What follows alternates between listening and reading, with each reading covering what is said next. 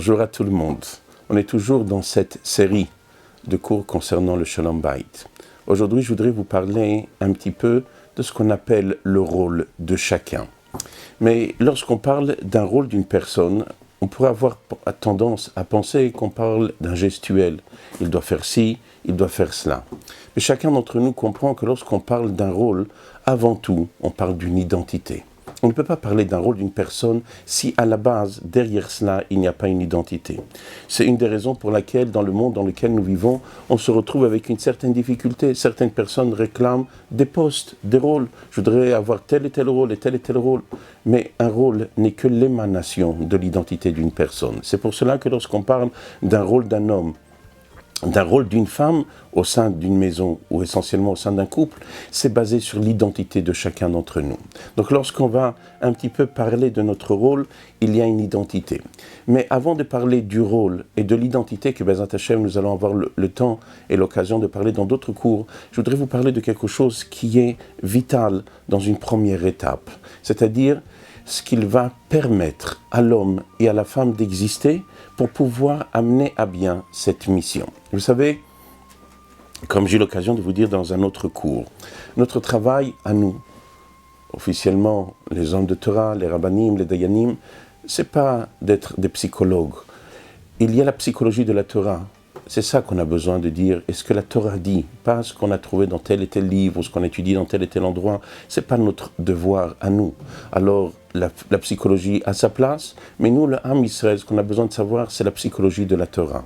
Et cette psychologie va être reliée avec un gestuel, un comportement, et tout ça, c'est mentionné dans la halakha. Alors, lorsqu'on regarde dans le Rambam Bilchot Ishut, dans son 15e chapitre, les deux dernières halachot, il va nous parler du comportement de l'homme vis-à-vis de la femme et de la femme vis-à-vis de l'homme. Il commence par le comportement de la femme, de l'homme vis-à-vis de sa femme, et après le comportement de la femme vis-à-vis de l'homme. Et c'est pour cela que, comme je vous ai dit tout à l'heure, avant qu'on va parler du rôle, je voudrais parler de tout simplement l'identité, de permettre ce qu'on appelle cet équilibre au sein de la maison.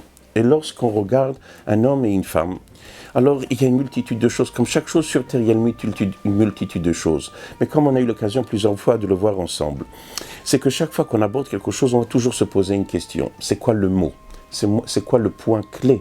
La clé de voûte de la situation. Vous savez, lorsqu'on prend par exemple une table. Dans une table, il y a une multitude de choses. Il y a des pieds, il y a des vis. Il peut y avoir une table en bois avec du fer qu'il y a dessus ou du marbre accompagné d'autres choses. Il y a plein de choses. Mais malgré ça, comment tout ça s'appelle ? Un seul mot, une table. On prend une voiture, vous imaginez de quoi fait une voiture, une carrosserie. Après, il y a des sièges, il y a de l'air conditionné, il y a un chauffage, il y a un moteur, il y a des vitesses. Mais tout ça, ça s'appelle un seul unique mot, une voiture.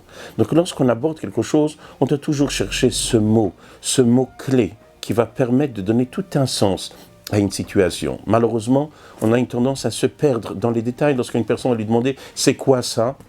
Alors il va dire des chaises. Ah, il dit donc tu es chez toi à la maison ? Non, je ne suis pas à la maison.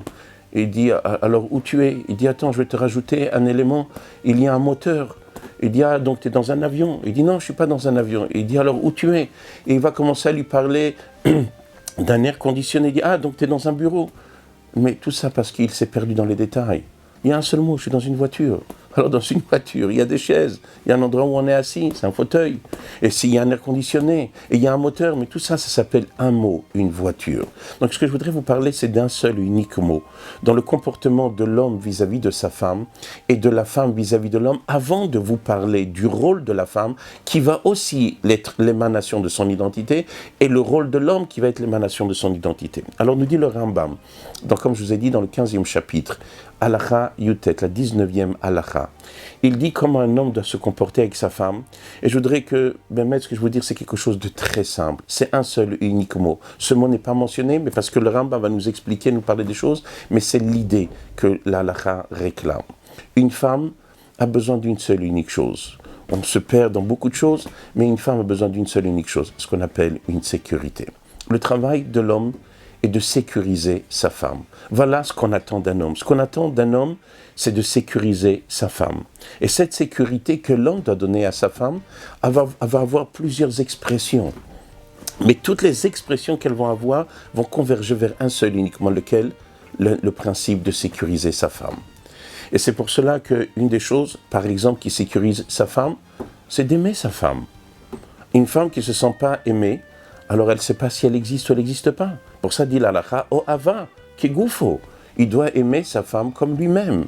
Donc lorsqu'une femme ne se sent pas aimée, c'est pas moi qui le dis, c'est le Rambam qui le dit. C'est une halakha, c'est une Gemara, c'est comme ça, c'est que mon Shulchan Aruch. Oh, ava ki goufo, il doit aimer sa femme. Mais c'est pas simplement j'aime ma femme, c'est pas simplement une sensation, on a besoin de se sentir aimé.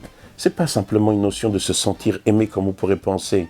Mais ça fait partie de ce qu'une femme a besoin d'être sécurisée. Lorsqu'une femme n'est pas aimée, alors elle ne sait pas si elle existe. Et ne pas exister, alors elle n'est pas sécurisée.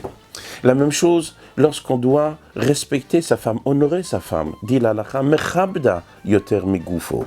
On doit honorer sa femme plus que soi-même. C'est-à-dire si pour soi-même, on va s'acheter quelque chose à 100 €, pour sa femme, on va acheter à 120 €. Mais pourquoi ? Parce que aussi tout ça fait partie de sécuriser sa femme. Et toujours dans le même mouvement, continue le Rambam. Lorsqu'on parle avec elle, on doit parler benachat. On doit parler dans le calme avec sa femme. Pourquoi parler avec le calme? On ne doit pas être raxan, on ne doit pas être nerveux, on ne doit pas être triste. Parce que la femme ne peut fonctionner seulement si elle est sécurisée. Donc cette sécurité qu'un homme doit donner à sa femme a plusieurs facettes. Il y a la facette matérielle, qui est la sécuriser avec ce qu'elle a besoin. Et à tel point que dit l'halakha que si la personne est riche, alors il doit lui donner par rapport à ses moyens. Il ne peut pas dire à sa femme, voilà, tu viens d'une famille modeste, moi je suis milliardaire, donc tu es marié maintenant avec moi, je vais te donner comme c'était à l'époque. Non, ça n'existe pas. Une femme, lorsqu'elle se marie avec son mari, alors elle passe à une étape supérieure. Le mari doit lui donner à l'équivalence de ce que lui, il est. Et s'il a des grands moyens, il doit lui donner selon ses moyens. Et c'est pour cela que lorsqu'un homme donne à sa femme ce qu'elle a besoin, évidemment on parle lorsqu'il a les moyens et il fait tout ce qu'il peut faire pour le faire, comme il s'est engagé le jour de son mariage dans la Ketouba, où il s'est engagé d'être zan mefarnes, sa femme, comme il faut, avec tout ce qu'il est capable de donner pour elle. Donc lorsqu'un homme va mettre sa tête et son seul unique tracas c'est de sécuriser sa femme, il va s'apercevoir que soudainement tout va être différent. Et cette sécurité-là, comme je vous ai dit, va avoir plusieurs facettes. Il y a la facette matérielle qui est reliée avec de l'argent, que la femme peut être tranquille comment elle va finir son mois, même si la femme doit travailler avec son mari, parce que la parnassa de l'homme est pour l'instant un peu limitée et elle a besoin de travailler, la femme n'est pas dérangée de cela. Mais ce qui dérange la femme, c'est de savoir, est-ce que dans ton esprit, tu as pris en considération la fin du mois?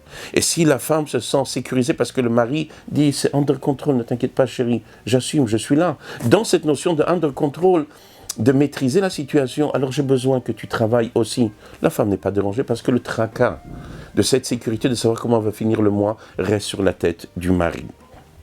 Ça, c'est au niveau pécunier. Mais il n'y a pas simplement la partie pécuniaire, la partie argent, mais il y a aussi la facette sentimentale. Donc lorsque la femme se sent, entre guillemets, aimée, alors à ce moment-là, au niveau de ses sentiments, elle est aussi sécurisée. Parce qu'elle n'a pas de crainte, elle existe. Alors imaginez-vous que Dieu préserve, lorsqu'une femme se retrouve, que Dieu préserve, comme tous ces cas qu'on trouve aujourd'hui, en concurrence avec d'autres femmes. Imaginez-vous comment cette femme-là se trouve non sécurisée. Mais il n'y a pas simplement cette notion au niveau de l'argent, au niveau de la notion de l'aimer, mais c'est aussi dans ce relationnel.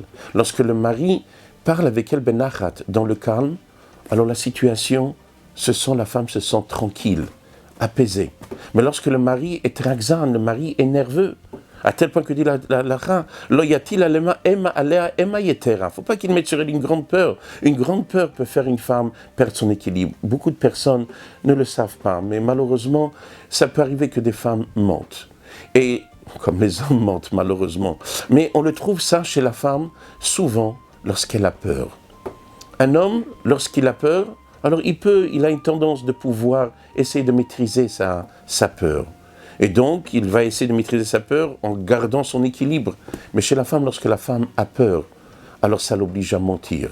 Et c'est pour cela que souvent des personnes disent « Oui, j'ai une femme une menteuse ». Tu n'as pas une femme une menteuse, tu es un homme nerveux.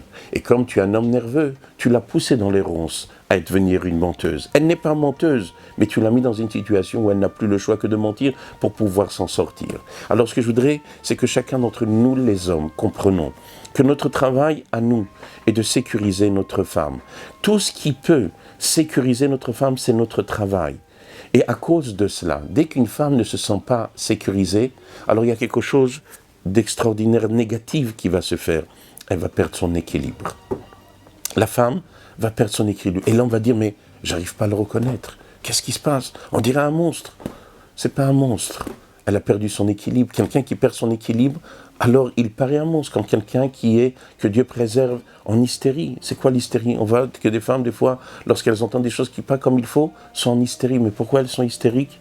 Parce qu'elles ont perdu leur équilibre. Et dès qu'elles n'ont plus cette sécurité, elles perdent leur équilibre. Et lorsqu'elles perdent leur équilibre, elles ne sont plus capables de gérer la situation. C'est pour cela qu'on verra, on aura l'occasion, Bezrat Hashem, de parler de toutes ces facettes, et beaucoup de ces facettes-là. Mais là, je voudrais déjà vous donner le petit point, le mot clé que nous, les hommes, devons comprendre de ce que nos femmes ont besoin. Notre femme a besoin d'une seule unique chose, d'être sécurisée. Et lorsqu'on va comprendre cette notion-là de la sécurité, ça va être la réponse à tous les détails qui vont émaner. Comme cette voiture qui est faite d'une multitude de choses, mais elle a un seul point, c'est une voiture. Le point d'une femme, c'est d'être sécurisée. Et lorsqu'on parle de sécurité, comme je vous ai dit, cela englobe toutes les facettes de la vie d'une femme. Lorsqu'une femme se retrouve dans une situation, on lui dit « débrouille-toi ». C'est quoi débrouille-toi?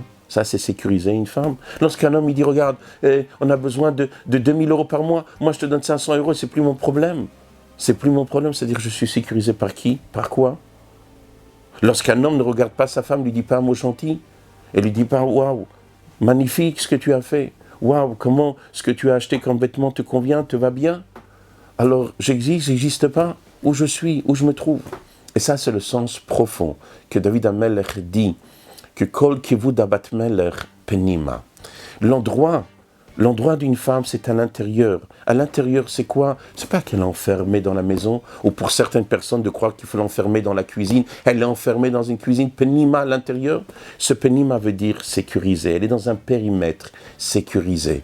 Et ça, c'est l'emplacement d'une femme. Et c'est pour cela que dès qu'une femme se sent sécurisée, alors elle n'est plus du tout la même. Son état d'âme n'est plus la même. Elle est capable de faire des choses merveilleuses, mais elle a besoin d'être sécurisée. Et lorsqu'on met une pression sur une femme, chas v'shalom, on l'emmène à faire des choses qui sont l'antithèse de son identité. Alors, j'espère que j'ai été clair à travers ce mot. Et Bezrat Hashem, dans la prochaine vidéo, on va trouver le mot et vous parler de ce mot que le Rambam mentionne concernant le travail de la femme. Qu'est-ce que l'homme a besoin? Donc, une femme a besoin d'une seule chose qu'on vient de dire, être sécurisée. Et Bezrat Hashem, la semaine prochaine, on verra le mot que l'homme a besoin pour pouvoir exister. Chazak ou Bruchem Tiyou.